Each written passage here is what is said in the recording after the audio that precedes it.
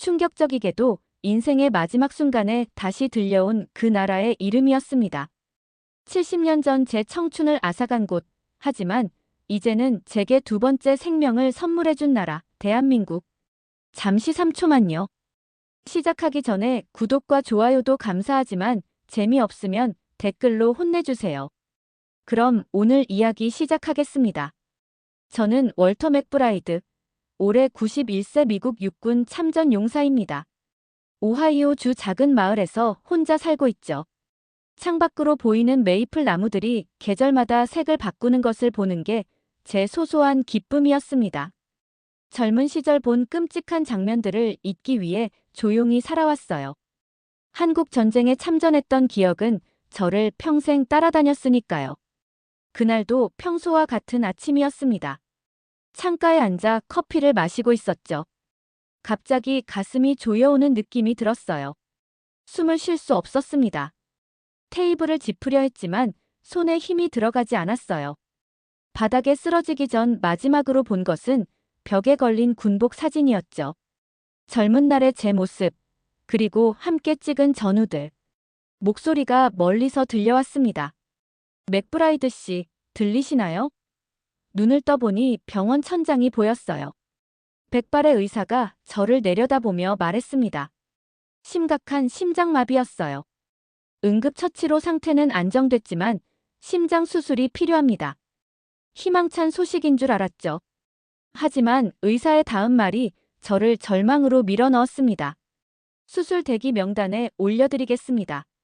한 달 정도 기다리셔야 할 텐데. 시간이 없었어요. 한 달이나 기다릴 수 없었죠. 심장마비는 경고였습니다. 제 심장은 이미 반쯤 멈춰 있었어요. 이대로 죽는 건가? 침대에 누워 천장만 바라보던 저에게 누군가 다가왔습니다. 맥브라이드 씨. 젊은 간호사였어요. 이름표에는 에밀리 존슨이라고 적혀 있었습니다. 혹시 한국전 참전 용사이신가요? 놀라서 그녀를 바라봤죠. 어떻게 알았소? 에밀리는 미소 지으며 제 차트를 가리켰습니다. 기록에 있었어요. 저는 2년 전에 한국 세브란스 병원에서 연수를 받았어요. 맥브라이드 씨, 한국에서는 당신 같은 분들을 영웅이라고 부른답니다. 영웅이라. 쓴웃음이 나왔어요.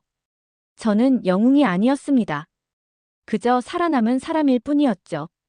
부산 바닷가에서 죽어간 전우들의 얼굴이 떠올랐습니다. 특히 짐 콜린스.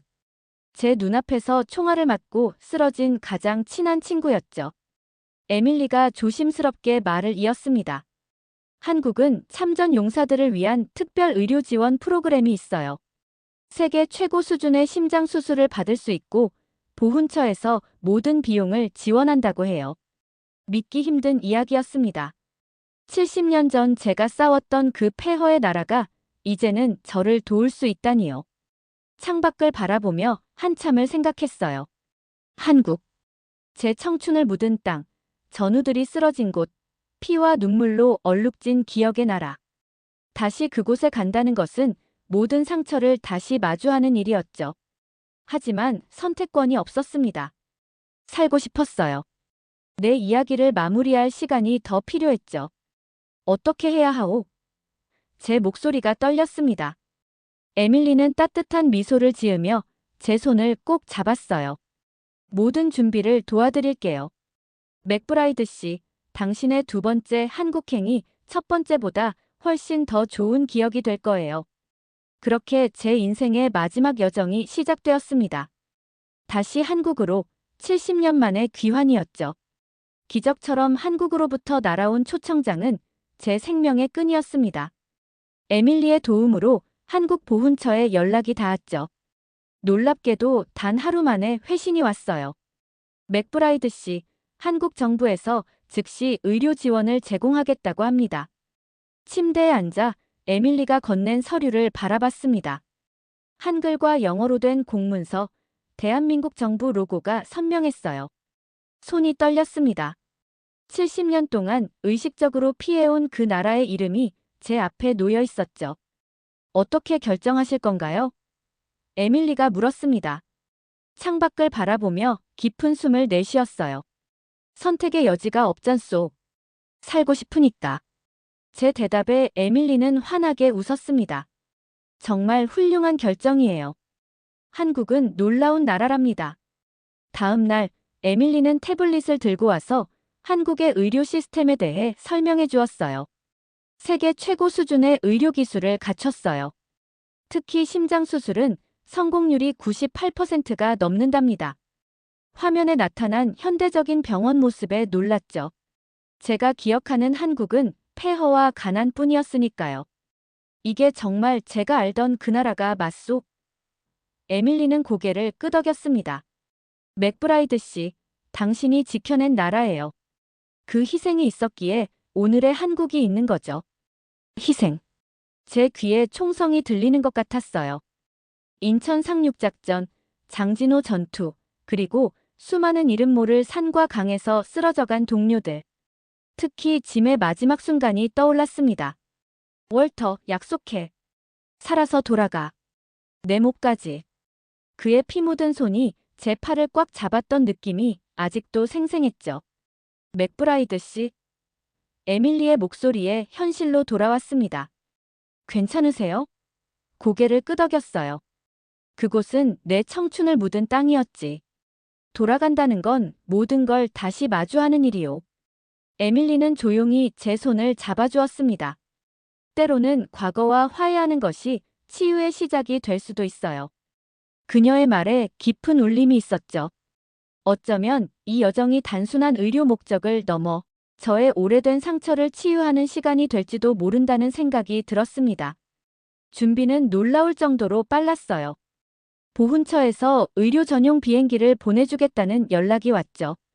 미국에서는 한 달을 기다려야 한다던 수술이 한국에서는 단 며칠 만에 가능하다니 믿기지 않았습니다. 출발 전날 작은 가방 하나를 챙겼어요.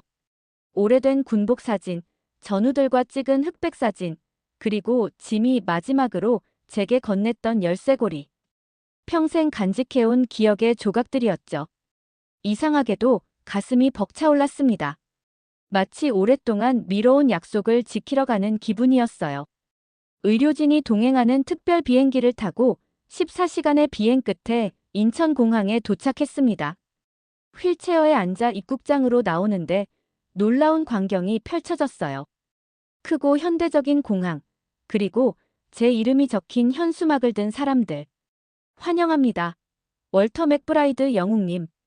한글과 영어로 쓰인 현수막이 눈에 들어왔습니다. 보훈처 직원들과 의료진, 그리고 몇몇 노인들이 제게 깊이 고개를 숙였어요. 목이 메었습니다. 눈물이 왈칵 쏟아질 것 같아 고개를 숙였어요. 이들은 저를 영웅이라 부르지만 제 마음속에선 살아남은 자의 부끄러움이 일었죠. 짐과 다른 전우들이 여기 있어야 했는데 그들은 돌아오지 못했어요. 맥브라이드 선생님, 70년 전 우리나라를 위해 싸워주셔서 감사합니다. 젊은 통역사가 제 휠체어를 밀며 말했습니다. 그의 진심 어린 목소리에 가슴이 따뜻해졌어요.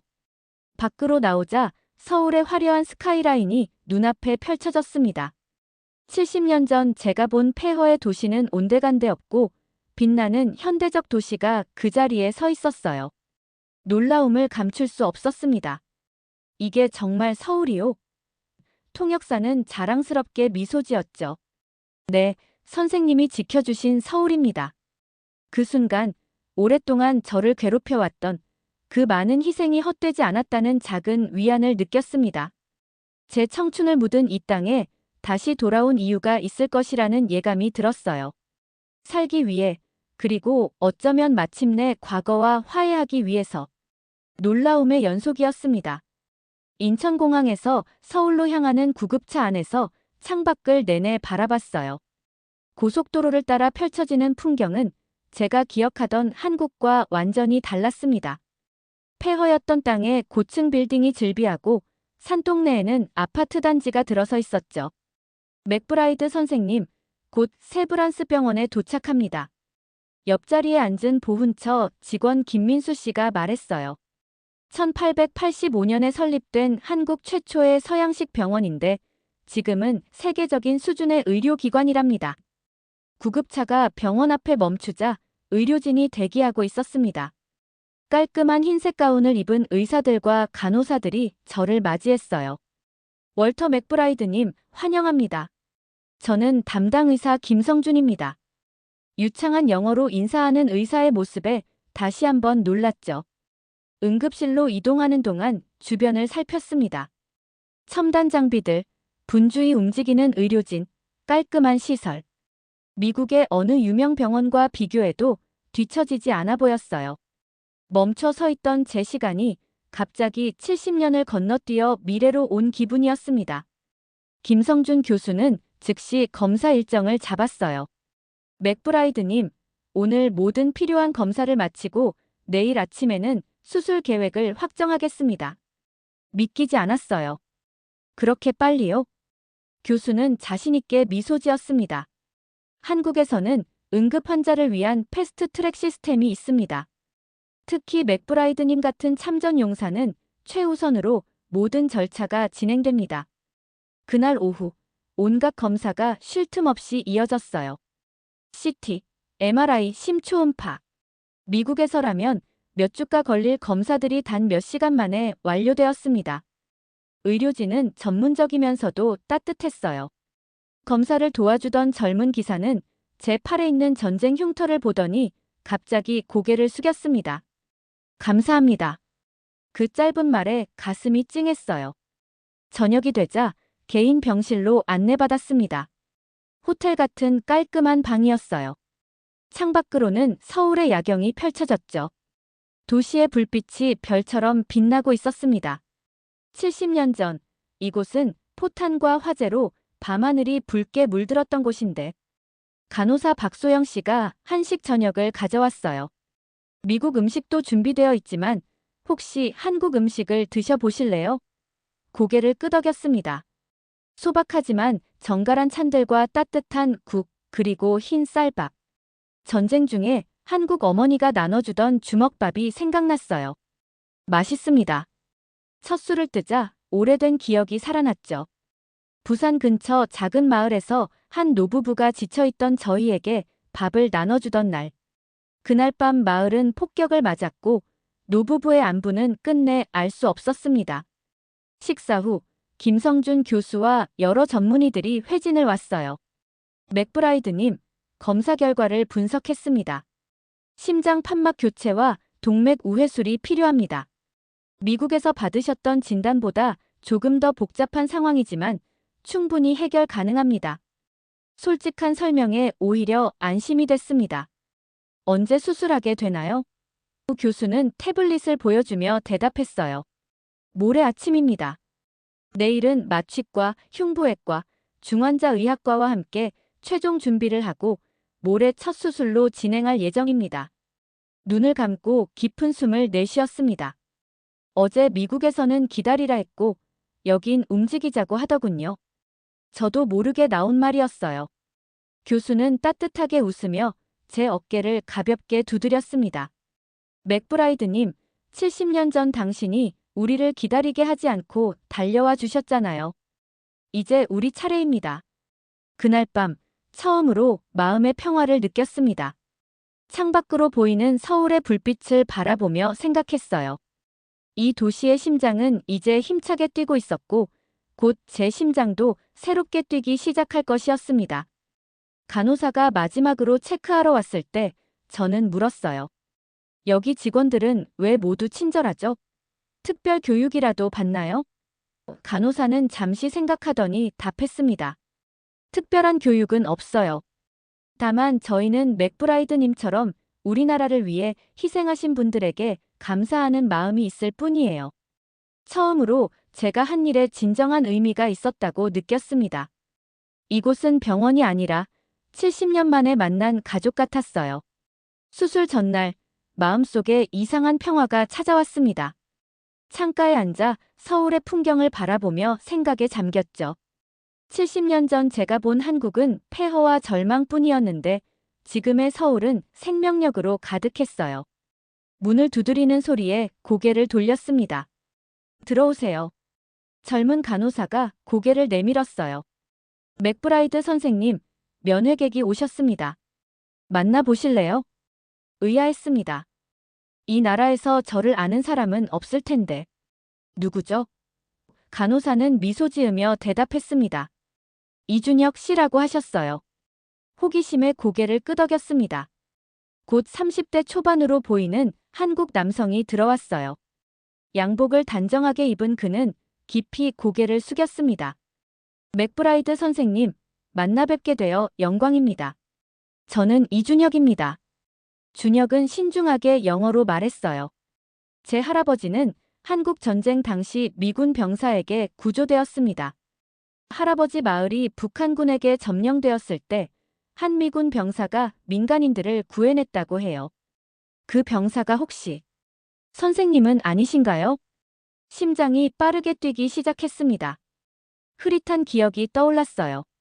1951년 1월 강원도 어느 작은 마을.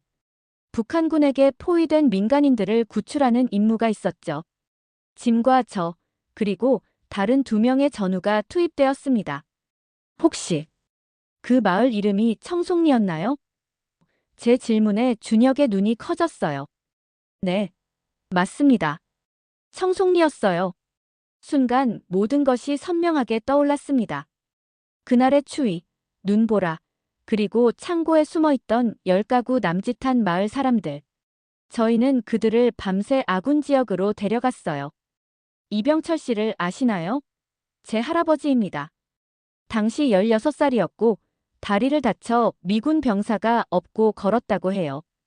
가슴이 뛰었습니다.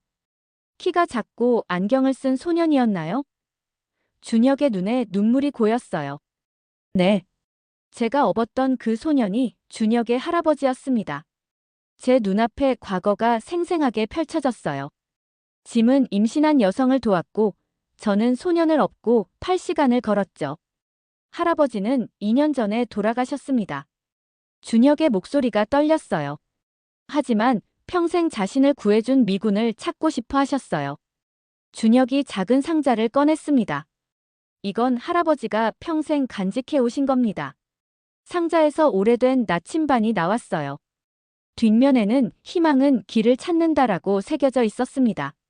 숨이 막혔습니다. 이것은 내가 병철에게 준 거요. 길을 잃지 않도록. 할아버지는 이 나침반으로 서울까지 왔고 나중에 의사가 되었습니다. 준혁이 말했어요. 선생님 덕분에 저희 가족이 존재할 수 있었습니다. 그날 밤 병실 창가에 앉아 나침반을 바라보았습니다. 70년 만에 돌아온 물건은 마치 운명의 지침 같았어요. 수술을 앞둔 밤 처음으로 두려움 없이 내일을 기다렸습니다. 수술 당일 아침 두려움보다 평화가 마음을 가득 채웠습니다. 70년 동안 수없이 죽음을 마주했지만 오늘은 특별히 달랐어요. 준혁을 만난 후 삶에 새로운 의미가 생긴 것 같았죠. 새벽 5시 수술 준비를 위해 의료진이 병실에 들어왔습니다. 간호사가 밝게 웃으며 말했어요. 맥브라이드 선생님, 오늘은 새 심장을 얻는 특별한 날이에요. 수술실로 가는 복도는 길고 조용했습니다. 많이 위험한가요? 제 질문에 간호사는 잠시 걸음을 멈췄어요. 솔직히 말씀드리면 선생님 나이에 이런 대수술은 위험이 있습니다. 하지만 김성준 교수님은 세계 최고의 심장외과 의사예요. 수술실 앞에서 김 교수가 기다리고 있었어요. 준비되셨나요? 고개를 끄덕였습니다. 70년 전에는 총알을 피했는데 이번엔 메스를 피하지 않을 생각이에요. 제 농담에 교수가 웃었죠. 수술실은 상상했던 것보다 밝고 넓었습니다. 수술대에 누워 천장을 바라보는데 문득 짐이 생각났어요. 그가 마지막으로 본 것도 하늘이었을까요? 마취가 들어가며 의식이 희미해졌습니다. 마지막 생각은 짐, 아직은 널 만날 때가 아닌가 보다였어요. 멀리서 들려오는 목소리가 있었습니다. 혈압 안정적입니다. 심박동 정상입니다. 의식이 서서히 돌아왔어요. 눈을 뜨자 중환자실 천장이 보였습니다. 옆에서는 모니터가 규칙적인 소리를 내고 있었죠. 삑, 삑, 제 새 심장의 소리였어요. 맥브라이드 선생님, 들리시나요? 간호사가 물었습니다. 목에 관이 있어 고개만 끄덕였어요. 수술이 성공적으로 끝났어요. 6시간 동안 진행됐고 모든 과정이 계획대로 잘 되었답니다. 저녁에 김성준 교수가 방문했습니다. 노병의 심장은 강했습니다. 91세 나이에도 놀라운 회복력을 보여주셨어요. 이제 최소 10년은 더 사실 수 있을 겁니다. 목의 튜브를 제거한 후 처음으로 말할 수 있게 되었어요. 살아남았군요. 다시 한번. 김 교수는 미소 지었습니다. 네, 두 번째 생명을 얻으셨어요. 다음 날, 병실은 꽃다발과 카드로 가득했습니다. 침대 옆에는 작은 태극기가 놓여 있었어요. 간호사가 설명해 주었죠. 뉴스에 선생님 이야기가 나갔어요. 많은 사람들이 감동받아 선물을 보냈답니다. 중환자실 간호사들이 모여 깊이 고개를 숙였습니다. 저희 아버지는 한국 전쟁 때 부산에서 피난민이었어요. 미군들 덕분에 살아남을 수 있었대요. 진심으로 감사드립니다. 병실에 눈물이 가득 고였습니다. 젊은 간호사가 제 손을 잡고 말했어요. 선생님 같은 분들이 계셔서 오늘의 대한민국이 있습니다. 이제 저희가 선생님을 지켜드릴게요. 70년 동안 저를 괴롭혔던 왜 내가 살아남았나라는 질문에 드디어 답을 찾은 것 같았습니다. 창밖으로 서울의 아침 햇살이 쏟아졌어요. 새 심장이 힘차게 뛰고 있었습니다. 꼈습니다. 70년 동안 저를 괴롭혔던 왜 내가 살아남았나라는 질문에 드디어 답을 찾은 것 같았어요. 준혁의 할아버지를 구한 것처럼 제가 살아남은 것은 이유가 있었던 거죠. 창밖으로 서울의 아침 햇살이 쏟아졌습니다. 새 심장이 힘차게 뛰고 있었어요. 한국은 저에게 두 번째 생명을 주었고 이제 그 생명으로 무엇을 할지 생각할 시간이었습니다. 회복 속도가 놀라웠습니다. 김성준 교수는 한국인의 정성이 약보다 낫다며 웃었지만 실제로 한국 의료 시스템의 효율성은 미국에서는 상상할 수 없는 수준이었어요. 중환자실에서 일반 병실로 옮긴 3일째, 특별한 방문객이 찾아왔습니다. 보훈처에서 온 김정환 국장이었어요. 맥브라이드 선생님, 특별히 필요한 것이 있으신지 확인하러 왔습니다. 배려에 감사했습니다. 이미 충분한 신경을 써주고 계신걸요. 김 국장은 조심스럽게 말을 이었습니다. 실은 다른 참전 용사분들의 가족들이 선생님을 뵙고 싶어 합니다. 괜찮으시다면 내일 방문해도 될까요? 호기심이 생겼어요. 누구죠? 김 국장은 작은 수첩을 펼쳤습니다. 콜린스, 마틴스, 존슨. 세 분의 미군 가족들입니다. 그분들의 후손들이 한국에 살고 있답니다. 숨이 멎는 것 같았습니다. 콜린스. 짐 콜린스를 말하는 건가요? 김 국장은 놀란 표정으로 고개를 끄덕였어요. 네, 제임스 콜린스 상병이요. 1951년 인천 근처에서 전사하신 분입니다. 세상이 흐려지는 것 같았어요. 짐 콜린스는 제 가장 가까운 친구였습니다. 함께 입대해서 한국까지 왔었죠. 그가 제 눈앞에서 총에 맞아 쓰러진 날이 선명하게 떠올랐어요. 하늘에서 눈이 내리고 인천 앞바다는 차갑게 얼어붙어 있었습니다. 짐은 내 가장 가까운 친구였소. 마지막 순간까지 내 옆을 지켰던. 목소리가 떨렸습니다. 다음 날 새 가족이 병실을 방문했어요. 그중 한 여성이 눈에 띄었습니다. 60대 후반의 한국 여성이었죠. 안녕하세요, 맥브라이드 선생님. 저는 최미영입니다. 짐. 제임스 콜린스의 약혼녀였어요. 충격이 몰려왔습니다.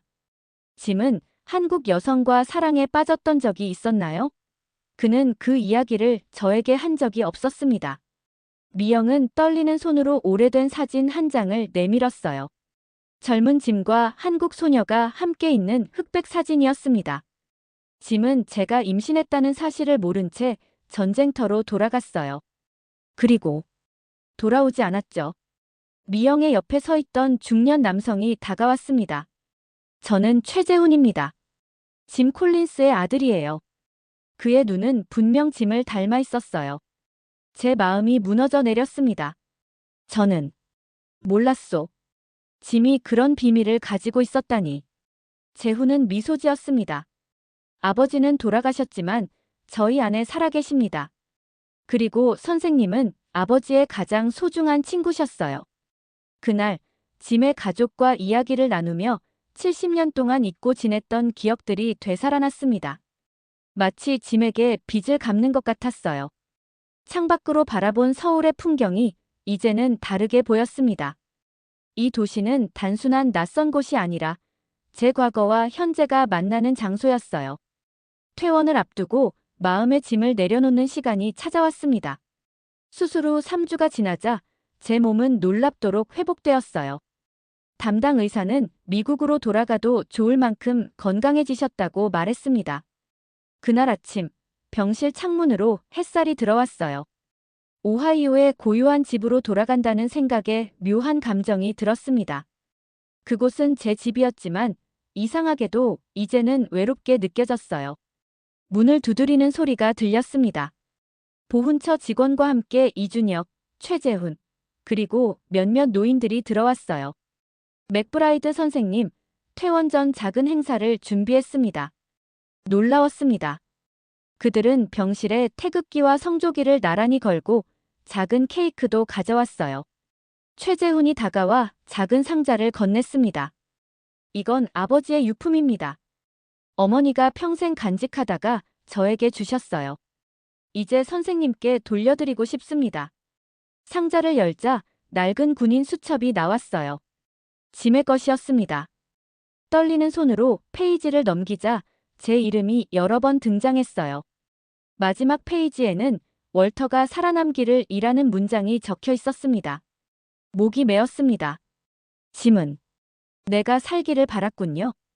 하지만 정작 그는 말을 잇지 못했어요. 이준혁이 앞으로 나와 편지를 읽기 시작했습니다.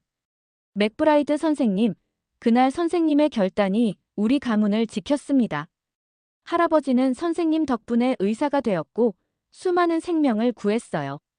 그것이 선생님께 진 빚을 갚는 방법이라고 말씀하셨습니다. 감정이 북받쳐 올랐어요. 나는 영웅이 아니오. 그저 살아남은 사람일 뿐입니다. 진짜 영웅은 짐과 같은 사람들. 돌아오지 못한 이들이죠. 최재훈의 어머니 최미영이 천천히 다가왔습니다. 그녀의 눈에는 70년의 세월이 담겨 있었어요. 맥브라이드 씨, 짐은 당신을 형제처럼 생각했어요. 마지막 편지에 그렇게 적혀 있었답니다. 울컥했습니다. 미안했소. 나는 늘 잊고 싶었지만 한국은 날 잊지 않았군요. 제 손에 쥐어진 태극기를 가슴에 품었습니다. 보훈처장이 공식적으로 감사패를 전달했어요. 대한민국은 맥브라이드 선생님의 희생을 영원히 기억할 것입니다. 그리고 언제든 이곳은 선생님의 두 번째 고향입니다. 퇴원하는 날 병원 로비에는 놀랍게도 수십 명의 사람들이 모여 있었습니다. 참전용사 후손들, 의료진, 그리고 뉴스를 듣고 찾아온 시민들까지. 그들은 제가 나타나자 박수를 보냈어요. 휠체어를 밀며 김성준 교수가 말했습니다. 선생님, 이제 심장은 완전히 새 것입니다. 하지만 그 심장이 뛰게 하는 건 사람과의 인연이에요. 미국에 돌아가셔도 우리를 잊지 마세요. 병원을 나서는 순간 70년 만에 처음으로 평화를 느꼈습니다. 이제 더 이상 도망치지 않아도 되었어요. 한국은 제 상처를 치유해 주었고 과거와의 화해를 가능하게 해주었습니다. 미국 땅을 밟는 순간 이상한 느낌이 들었습니다. 익숙한 곳인데도 낯설었어요. 제 집, 제 마을, 제 나라가 분명한데 마음 한구석이 비어있는 것 같았습니다. 오하이오의 작은 집으로 돌아왔을 때 모든 것이 그대로였어요. 창가에 흔들리자 벽에 걸린 낡은 사진들, 그리고 70년 동안 쌓인 고독. 하지만 이제 제 안에는 무언가 달라진 것이 있었습니다. 여행 가방을 풀면서 한국에서 가져온 선물들을 하나씩 꺼냈어요. 병원에서 준 작은 태극기, 짐의 수첩, 이준혁이 준 나침반, 그리고 최미영이 건넨 짐의 사진. 이 물건들을 책장 가장 눈에 잘 띄는 곳에 조심스럽게 놓았습니다. 마을 사람들은 제가 한국에 다녀왔다는 소식을 듣고 놀라워했어요. 월터, 당신 같은 나이에 그런 긴 여행을 하다니. 모두 신기해했지만 정작 제 마음속 변화는 아무도 몰랐죠. 한 달 후 마을 도서관에서 한국전쟁 참전 기념 행사가 열렸습니다. 평소라면 참석하지 않았겠지만 이번엔 달랐어요. 망설임 없이 행사장에 갔습니다. 마을 사람들과 학생들 앞에서 처음으로 제 이야기를 나누었어요. 70년 전, 저는 한국에서 싸웠습니다. 살아남았지만 많은 전우를 잃었죠. 오랫동안 그 기억에서 도망쳤습니다. 하지만 이제 알았어요. 우리의 희생은 헛되지 않았다는 것을. 청중들의 눈빛이 달라졌습니다. 그들은 평범한 노인이 아닌 살아있는 역사를 보고 있었어요. 한국은 폐허에서 일어나 세계적인 나라가 되었습니다. 그리고 그들은 우리를 잊지 않았어요. 그때부터 저는 매년 6월 25일 한국전쟁 발발일에 한국 대사관에 감사 편지를 보냈습니다. 또한 지역 학교를 방문해 학생들에게 전쟁 이야기와 현대 한국의 발전상을 들려주었어요. 최재훈과 이준혁과는 꾸준히 연락을 주고받았습니다. 그들은 제게 서울의 변화하는 모습을 담은 사진을 보내왔고, 저는 그들에게 제 작은 마을의 소소한 일상을 전했어요. 새 심장은 건강하게 뛰었습니다. 의사들도 놀랄 만큼 제 상태는 좋았어요. 월터, 당신 심장은 20살은 젊어진 것 같아요. 주치의가 말했죠. 저는 웃으며 대답했습니다. 한국의 마법 덕분이에요. 한국 방문 1주년이 되던 날, 특별한 소포가 도착했어요. 김성준 교수가 보낸 것이었습니다. 소포 안에는 작은 비디오 카메라가 들어있었고 메모가 적혀 있었어요. 당신의 이야기를 기록해주세요. 미래 세대가 기억할 수 있게. 카메라 앞에 앉아 이야기를 시작했습니다. 저는 월터 맥브라이드입니다. 한국전쟁 참전 용사이자 한국에게 2번 구원받은 사람이죠. 그 전쟁은 제 인생을 바꾸었고 그 나라가 제 마지막을 지켜주었습니다. 창밖으로 지는 해를 바라보며 7,000마일 떨어진 서울의 아침을 상상했습니다. 그곳에는 제 옛 전우의 아들, 제가 구했던 소년의 손자, 그리고 제 심장을 고친 의사가 있었어요. 제 삶의 일부가 그곳에 남아있었고 그들의 삶의 일부는 이곳에 와 있었습니다. 태극기를 바라보며 생각했어요. 짐, 우리는 결국 무언가를 지켜냈던 거야. 그리고 처음으로 그 생각에 평화를 느꼈습니다. 놀라운 일은 제 이야기가 작은 마을을 넘어 퍼져나가기 시작했다는 겁니다. 한 지역 신문 기자가 제 영상을 보고 인터뷰를 요청했어요. 처음엔 거절하려 했지만 무언가 저를 밀어내는 힘이 있었죠. 이야기해야 한다는 내면의 목소리가 들렸습니다. 인터뷰는 놀랍게도 전국 뉴스에 실렸어요. 91세 한국전 참전 용사, 70년 만에 한국에서 심장 이식받고 제2의 삶을 살다. 제목만으로도 많은 이들의 관심을 끌었지만 진짜 놀라운 반응은 그 이후였습니다. 전국에서 수백 통의 편지가 도착했어요. 참전 용사들, 그들의 가족들, 그리고 평범한 시민들까지. 많은 이들이 한국 전쟁에 대해 더 알고 싶다고 했고 한국의 현대적 모습에 궁금증을 표했죠. 미국 내 한인 커뮤니티에서도 연락이 왔습니다.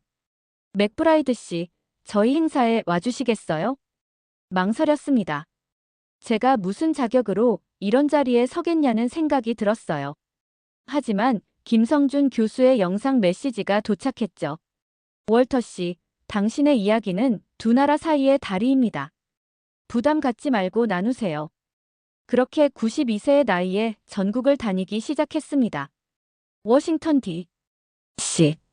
의 한국전 참전 기념관, 뉴욕의 한인회 행사, 심지어 로스앤젤레스의 한국문화원까지. 휠체어에 앉아 제 이야기를 나누었어요. 한국은 잿더미에서 피어난 꽃입니다. 우리의 희생이 씨앗이 되었지만 그들 스스로의 노력이 꽃을 피웠죠. 가장 감동적인 순간은 미군 사관학교에서의 강연이었습니다. 젊은 생도들이 제 이야기를 진지하게 들었어요. 강연 후 한 생도가 다가와 말했죠. 저는 한국계 미국인입니다. 할아버지는 한국 전쟁 때 피난민이셨어요. 선생님 같은 분들이 없었다면 제가 여기 있지 못했을 겁니다. 어느 날 한국 대통령이 미국을 방문했다는 뉴스를 들었습니다. 그냥 지나칠 뻔했지만 다음 날 놀라운 전화가 왔어요. 맥브라이드 씨, 대통령께서 특별히 만나고 싶어 하십니다. 백악관에서의 만남은 짧았지만 의미 깊었습니다. 한국 대통령은 제 손을 꼭 잡고 말했어요. 우리나라는 선생님 같은 분들의 희생을 영원히 기억할 것입니다. 대통령은 저에게 무궁화 훈장을 수여했죠. 가슴에 달린 훈장이 무거웠지만 그 무게는 짐이 아닌 완성된 임무의 증표였습니다. 생각해보면 제 인생은 두 개의 원으로 이어졌어요. 젊은 시절 한국에서 시작된 원이 노년에 다시 한국으로 돌아와 완성되었죠. 한국에서 새 심장을 얻은 것은 단순한 의학적 사실 이상의 의미가 있었습니다. 그것은 제 영혼의 재생이었어요. 오늘도 제 서재 창가에 앉아 한국에서 온 편지들을 읽습니다. 준혁의 아이들이 그린 그림, 재훈의 가족 소식, 김성준 교수의 근황. 이제 그들은 제 가족입니다. 두 나라에 걸쳐 있는 전쟁이 아닌 평화로 연결된 가족이죠. 창문 너머로 석양이 집니다. 오늘도 새 심장이 힘차게 뛰고 있어요. 전쟁의 기억은 이제 두려움이 아닌 화해와 평화의 메시지가 되었습니다. 저는 더 이상 과거에서 도망치지 않아요. 오히려 그 과거를 안고 미래를 향해 걸어갑니다. 저는 월터 맥브라이드, 한국의 심장을 가진 미국 노병입니다. 이번 영상은 여기까지입니다. 귀한 시간 시청해주셔서 감사드립니다. 저에게도 귀한 구독과 좋아요, 알림 설정까지 부탁드립니다. 감사합니다.